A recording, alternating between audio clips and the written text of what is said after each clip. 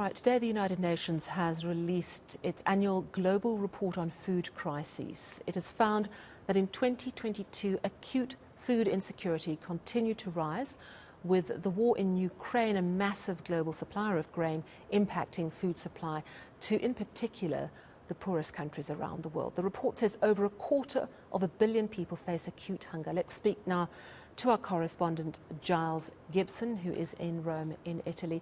Giles, thank you so much for joining us. So, which countries has the UN report flagged as being most at risk regarding food supply?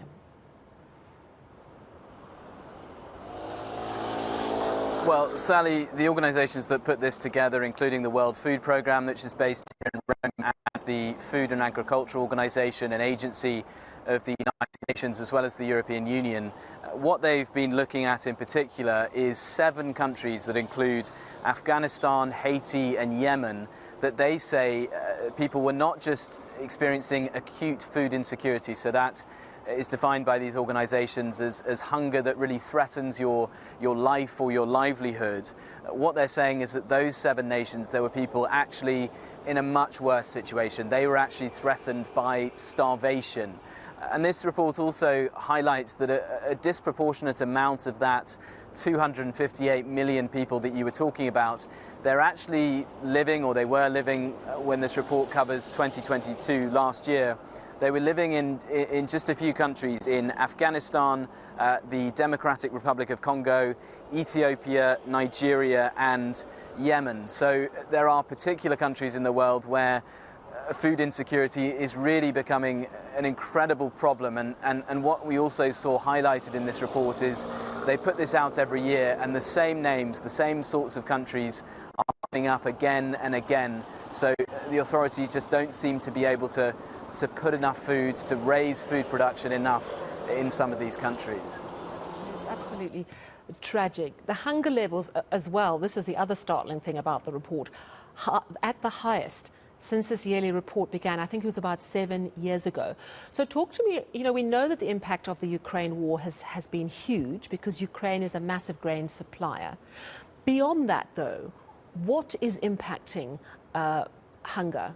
Why are we battling so much in this day and age? Well, what this highlights, really, this report, is that conflicts in general are a really big driver, the biggest driver of food insecurity and hunger around the world. So yes, of course, as you mentioned, there is a lot in this report about the crisis in Ukraine, about how grain shipments to low-income nations around the world, and of course in Africa, have been severely affected by the crisis in Ukraine, how for example, fertilizer shipments have been disrupted because of sanctions that have been placed on the Russian economy in response to that invasion of Ukraine. But they also go into how economic shocks are becoming a bigger and bigger driver of global food insecurity. So they highlight, of course, the coronavirus pandemic, which led to real economic difficulties in countries, particularly countries that perhaps didn't have such a bad time with the virus, but what they did have is kind of economic shockwaves from the coronavirus pandemic, and that left them in a really difficult position because a lot of these low-income countries, they rely on importing food, and therefore when food prices shoot up as they did after the war in Ukraine, then they become even more in trouble because they were in such difficulty after the coronavirus pandemic. So these kind of crises, layer upon layer, emergencies layer upon layer, are just making this situation worse and worse. This is the 4th consecutive year that the number of people experiencing acute hunger has gone up since this report has been put out. And we have seen over decades so many campaigns to try and reduce world hunger. Such a great deal of emphasis on hunger. We never seem to get it right as a globe. What are the calls to action focusing on today? What are the plans to try and reduce the levels of acute hunger, even starvation in countries like Afghanistan, the DRC, Ethiopia, parts of Nigeria, Burkina Faso, Somalia, South Sudan, Yemen and Haiti?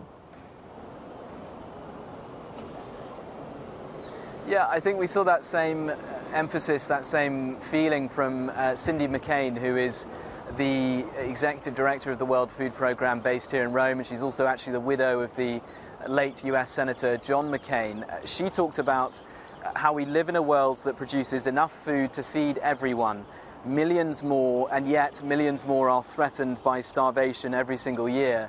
And she actually said that if the World Food Programme doesn't manage to raise significant amounts of cash in the next few weeks and the next few months, so in a very urgent time frame, then what they're going to have to do is actually start cutting back rations that they give out to people who, of course, are already in a really desperate situation and desperate for as much food and as many calories as they can get. And the honest answer in this report is that what they are saying is that all of those things that they believe are driving global food insecurity, so conflicts and economic shockwaves and climate change, that there is no sign that those things are getting any better, that they are actually perhaps worsening as we look forward to the next edition of this report, which will come out in 2024, of course.